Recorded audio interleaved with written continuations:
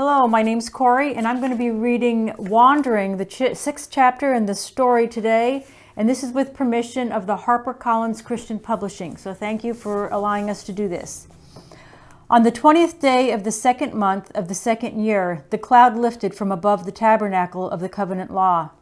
Then the Israelites set out from the desert of Sinai and traveled from place to place until the cloud came to rest in the desert of Paran. They set out this first time at the Lord's command through Moses.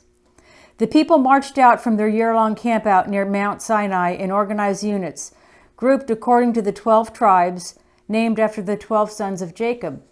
God continued to guide them with the cloud by day and the pillar of fire by night.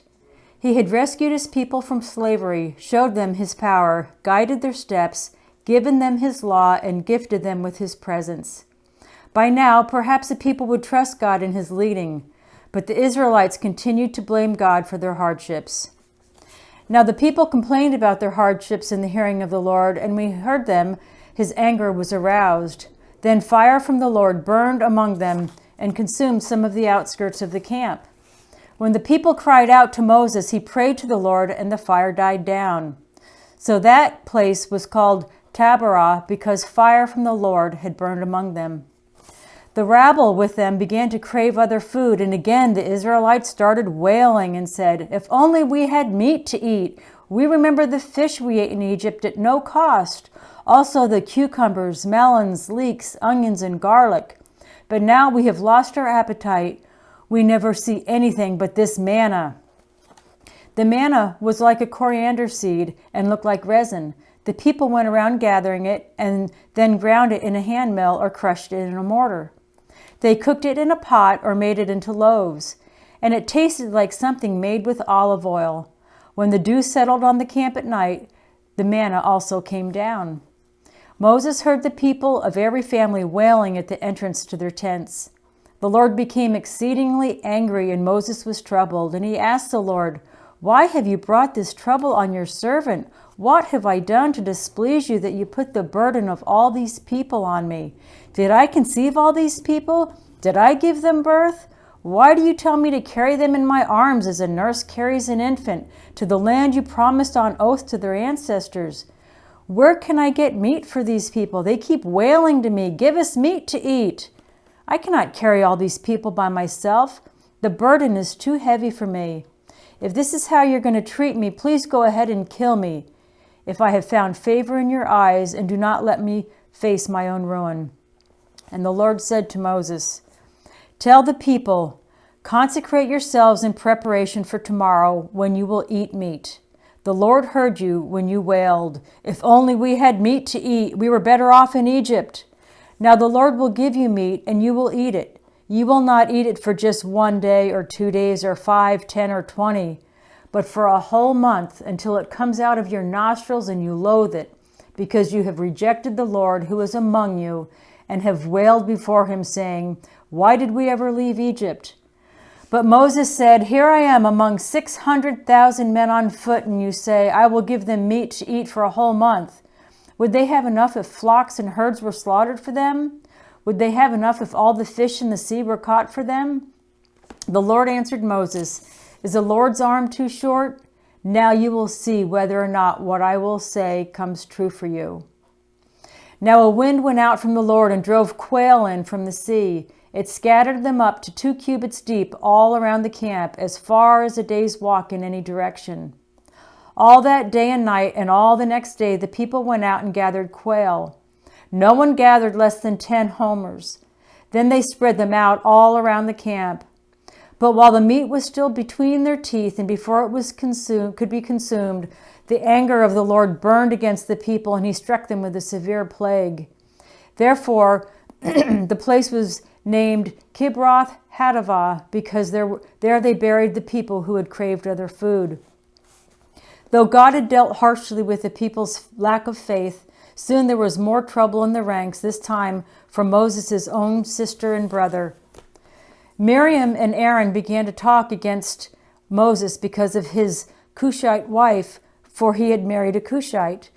Excuse me. "Has the Lord spoken only through Moses?" they asked. "Hasn't he also spoken through us?" And the Lord heard this. Now Moses was a very humble man, more humble than anyone else on the face of the earth. At once the Lord said to Moses, Aaron, and Miriam, "Come out to the tent of meeting, all three of you." So the three of them went out. Then the Lord came down in a pillar of cloud. He stood at the entrance to the tent and summoned Aaron and Miriam. When the two of them stepped forward, he said, "Listen to my words. When there is a prophet among you, I, the Lord, reveal myself to them in visions. I speak to them in dreams. But this is not true of my servant Moses. He is faithful in all my house. With him I speak face to face, clearly and not in riddles. He sees form of the Lord. Why then were you not afraid to speak against my servant Moses?" The anger of the Lord burned against them, and he left. When the cloud lifted from above the tent, Miriam's skin was leprous. It became as white as snow. Aaron turned toward her and saw that she had a defiling skin disease, and he said to Moses, "Please, my Lord, I ask you not to hold against us a sin we have so foolishly committed. Do not let her be like a stillborn infant in mother's womb with its flesh half eaten away." So Moses cried out to the Lord, "Please, God, heal her." The Lord replied to Moses, "If her father had spit in her face, would she not have been in disgrace for 7 days? Confine her outside the camp for 7 days. After that, she can be brought back." So Miriam was confined outside the camp for 7 days, and the people did not move on till she was brought back. After that, the people left Hazeroth and encamped in the desert of Paran. The Lord said to Moses, "Send some men to explore the land of Canaan, which I am giving to the Israelites. From each ancestral tribe, send one of its leaders."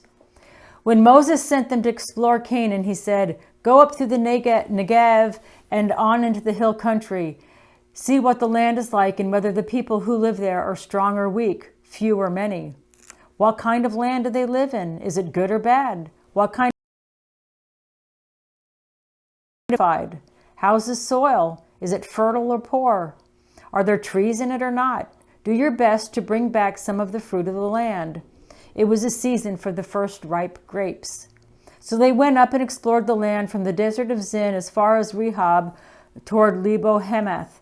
When they reached the valley of Eshcol, they cut off a branch bearing a single cluster of grapes. Two of them carried it on a pole between them, along with some pomegranates and figs. At the end of 40 days, they returned from exploring the land. They came back to Moses and Aaron and the whole Israelite community in Kadesh in the desert of Paran. There they reported to them and to the whole assembly and showed them the fruit of the land. They gave Moses this account: "We went into the land to which you sent us, and it does flow with milk and honey. Here's its fruit, but the people who live there are powerful, and the cities are fortified and very large. We even saw descendants of Anak there." Then Caleb silenced the people before Moses and said, "We should go up and take possession of the land, for we can certainly do it."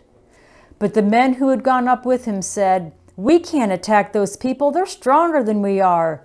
And they spread among the Israelites a bad report about the land they had explored. They said, "The land we explored devours those living in it. All the people we saw there are of great size. We saw the Nephilim there, the descendants of Anak come from the Nephilim. We seemed like grasshoppers in our own eyes, and we looked the same to them."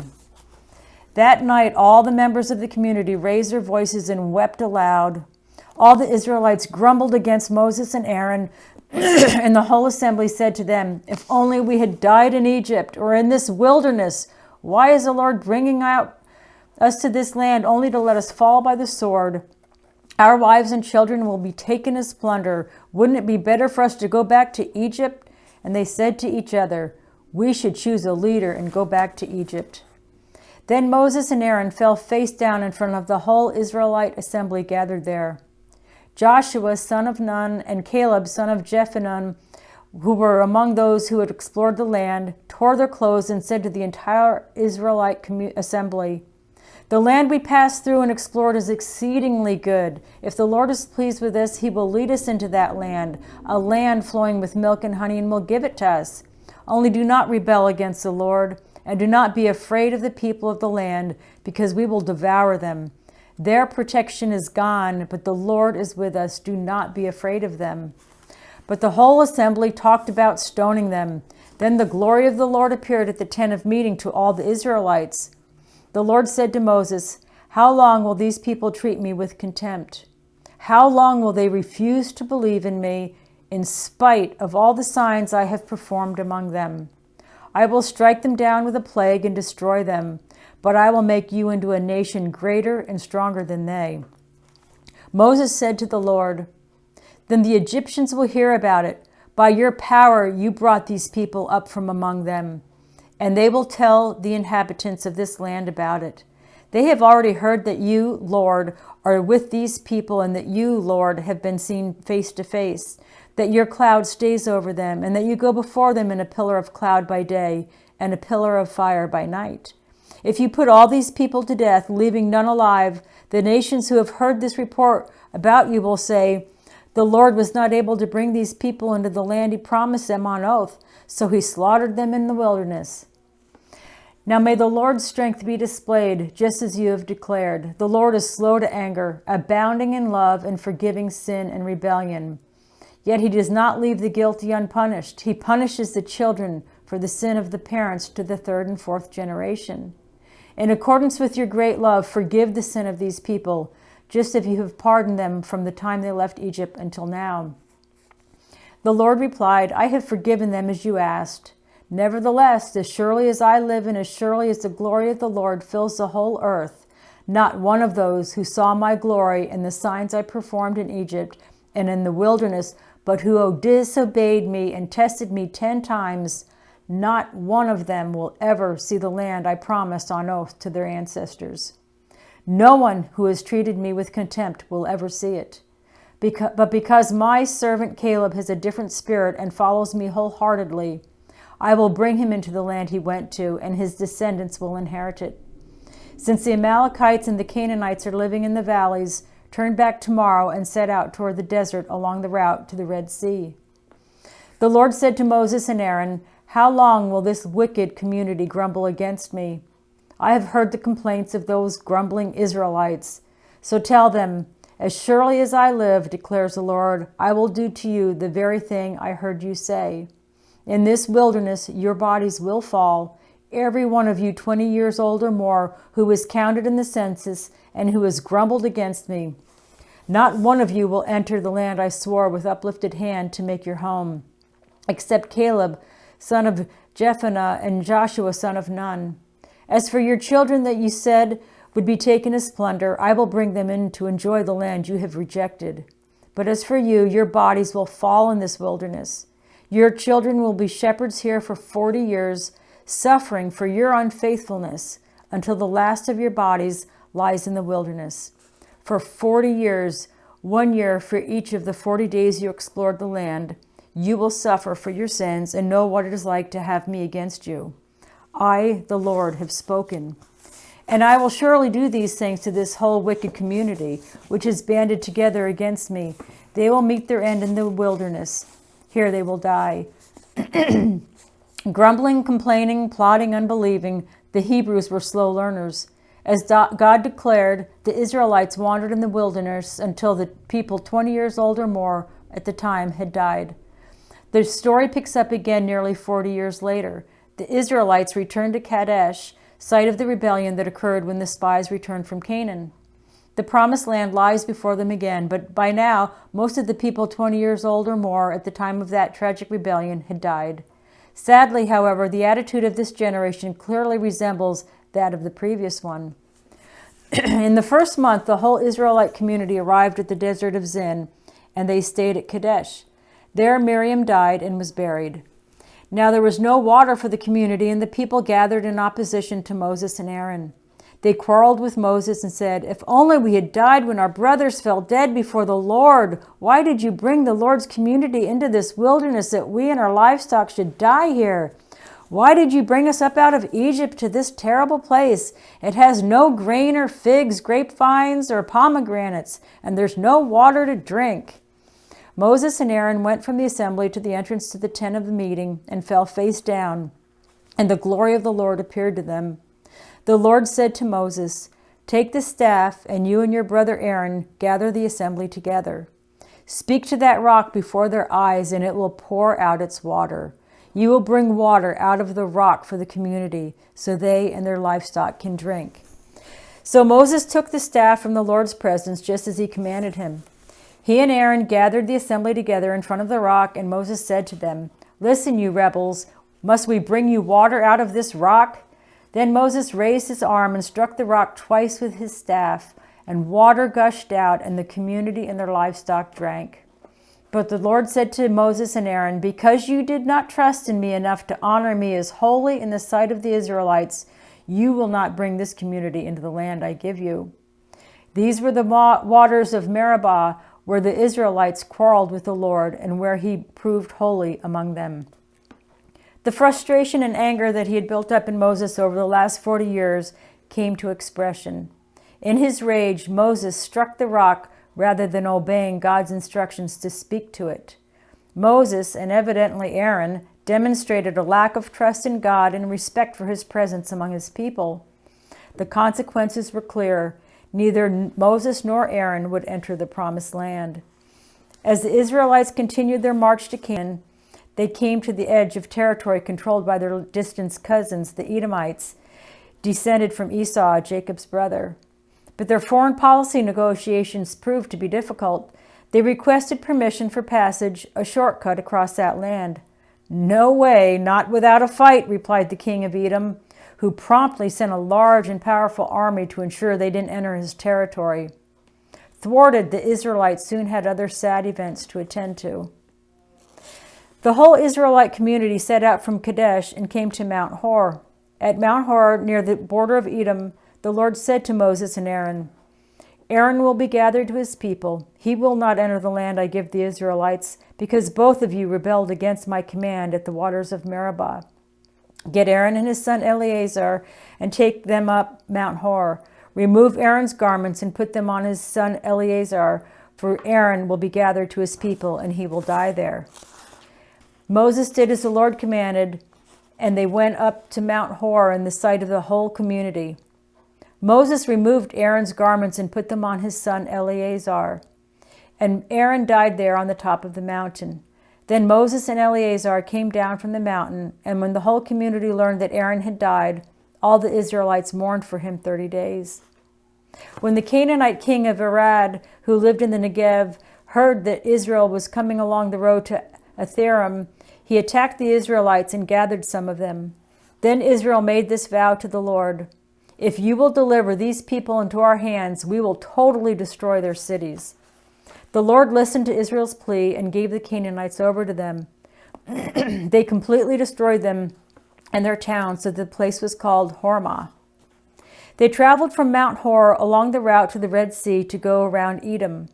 But the people grew impatient on the way, and they spoke against God and against Moses and said, "Why have you brought us up out of Egypt to die in the wilderness? There's no bread, there's no water. We detest this miserable food." Then the Lord sent venomous snakes among them. They bit the people, and many Israelites died. The people came to Moses and said, "We sinned when we spoke against the Lord and against you. Pray that the Lord will take the snakes away from us." So Moses prayed for the people. The Lord said to Moses, "Make a snake and put it up on a pole. Anyone who is bitten can look at it and live." So Moses made a bronze snake and put it up on a pole. Then when anyone was bitten by a snake and looked at the bronze snake, they lived. The Israelites traveled on through the dusty wilderness, and as they had done with the nation of Edom, they requested cooperation from the king of the Amorites to pass through their land. And as with the Edomites, God's people found that the Amorites were less than helpful. Israel sent messengers to say to Sihon, king of the Amorites, "Let us pass through your country. We will not turn aside into any field or vineyard or drink water from any well. We'll travel along the king's highway until we have passed through your territory." But Sihon would not let Israel pass through his territory. He mustered his entire army and marched out into the wilderness against Israel. When he reached Jahaz, he fought with Israel. Israel, however, put him to the sword and took over his land from the Arnon to the Jabbok, but only as far as the Ammonites, because their border was fortified. Israel captured all the cities of the Amorites and occupied them. including Heshbon and all its surrounding settlements. Heshbon was the city of Sihon, king of the Amorites, who had fought against the former king of Moab and had taken from him all his land as far as the Arnon. So Israel settled in the land of the Amorites. After Moses had sent spies to Jazer, the Israelites captured its surrounding settlements and drove out the Amorites who were there. Then they turned and went up along the road toward Bashan, and Og, king of Bashan, and his whole army marched out to meet them in battle at Edrei.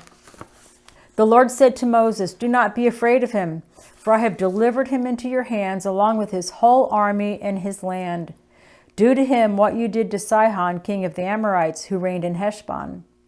So they struck him down, together with his sons and his whole army, leaving them no survivors, and they took possession of his land.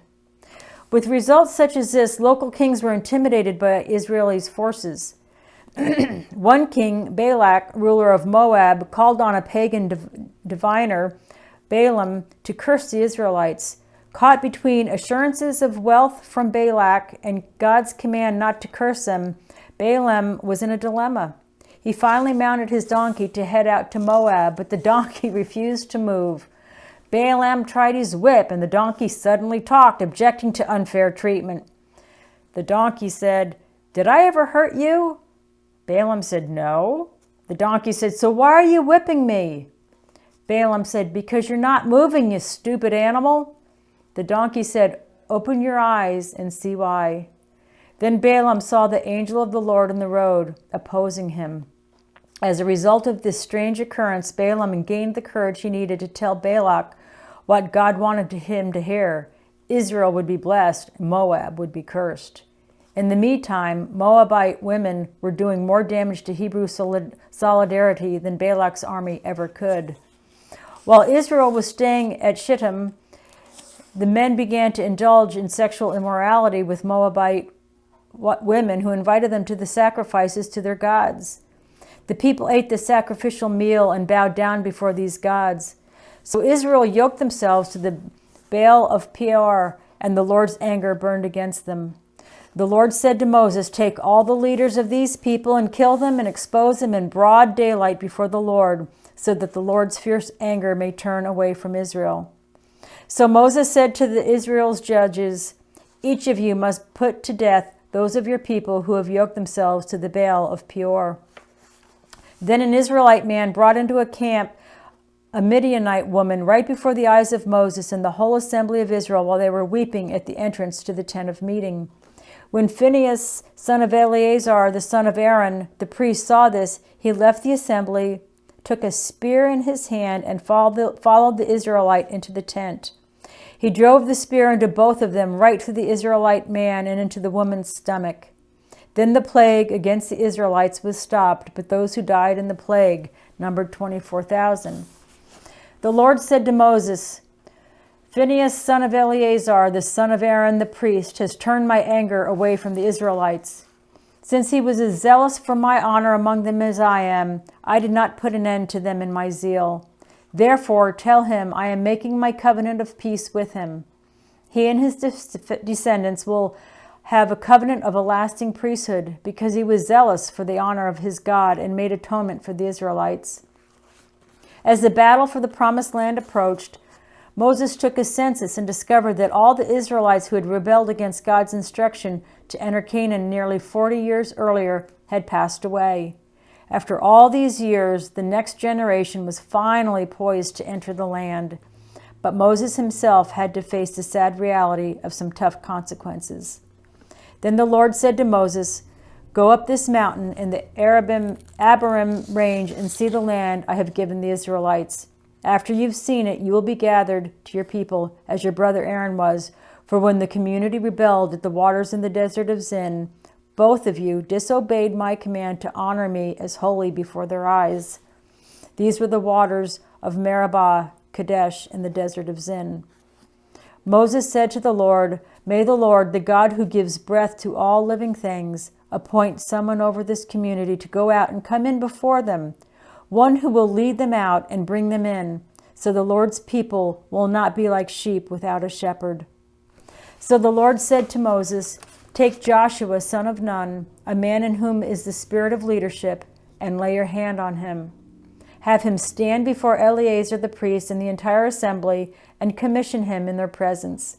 Give him some of your authority, so the whole Israelite community will obey him." Moses did as the Lord commanded him. He took Joshua and had him stand before Eleazar the priest and the whole assembly. Then he laid his hands on him and commissioned him at the Lord's instruction through Moses. Many administrative details required Moses' attention before he died and the people crossed the Jordan River. How to arrange worship, how to handle captives and spoils from battle, how to deal with crime and vengeance inside the Hebrew nation, and how to set up inheritance rights. God, through Moses, was preparing a basic governmental system for life in the Promised Land. Moses' final task regarding the anxious and excited people was a grand valedictory speech. "Remember who you are," he told them, "and to whom you belong." These are the words Moses spoke to all Israel in the wilderness east of the Jordan. "The Lord your God has blessed you in all the work of your hands. He has watched over your journey through this vast wilderness. These 40 years the Lord your God has been with you, and you have not lacked anything.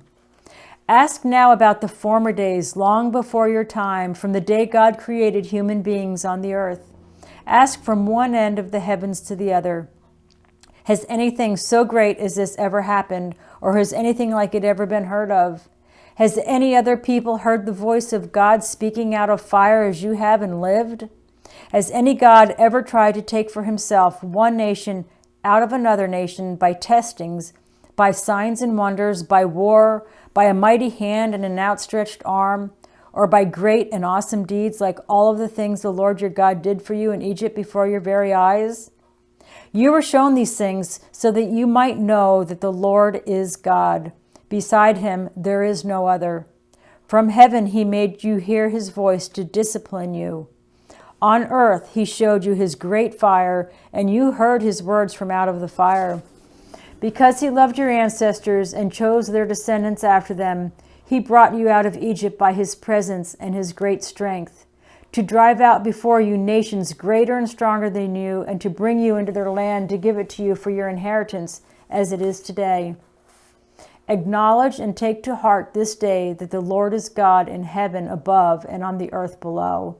There is no other.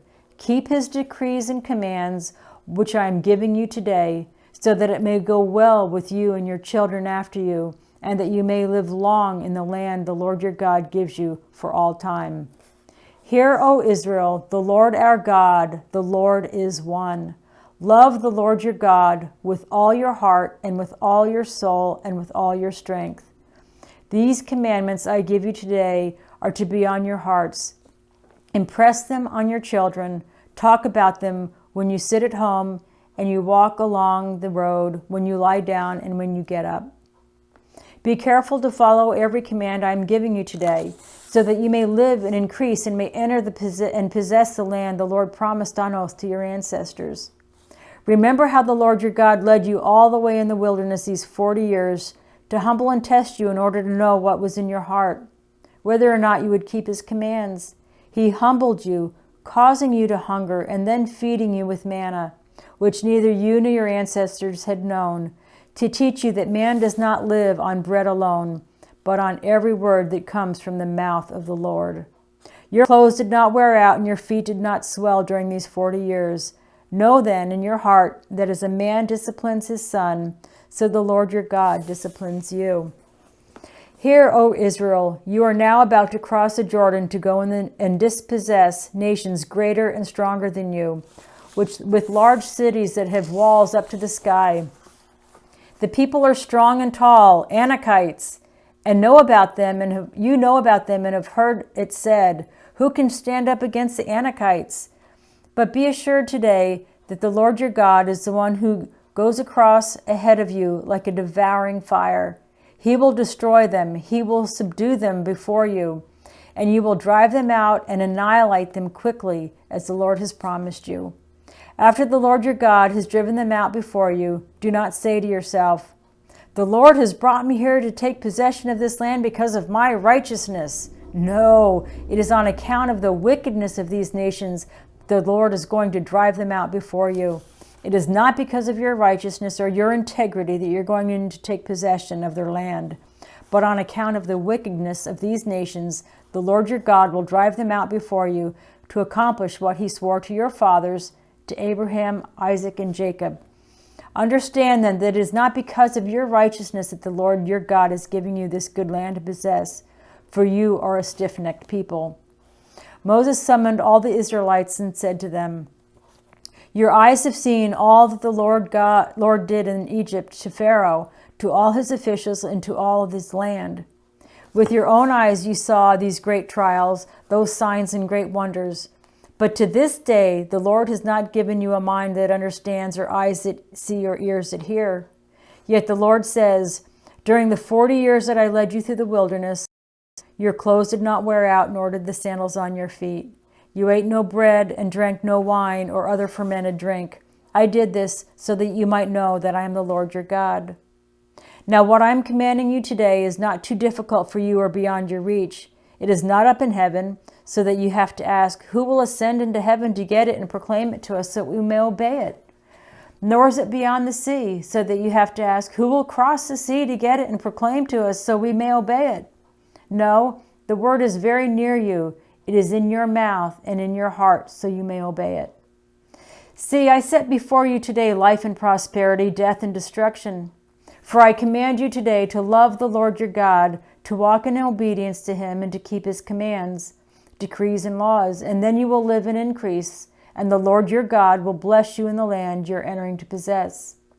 But if your heart turns away and you're not obedient, and if you're drawn away to bow down to other gods and worship them, I declare to you this day that you will certainly be destroyed. You will not live long in the land you're crossing the Jordan to enter and possess.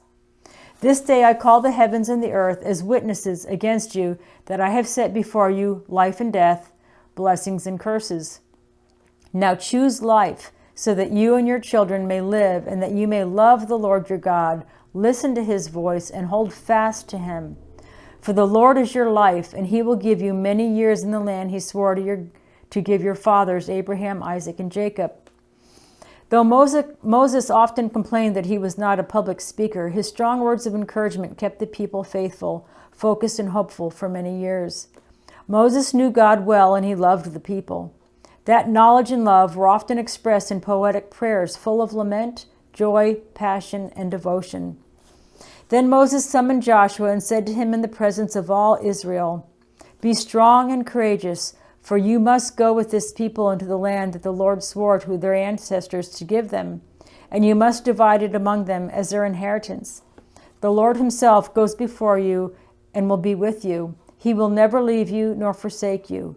Do not be afraid and do not be discouraged.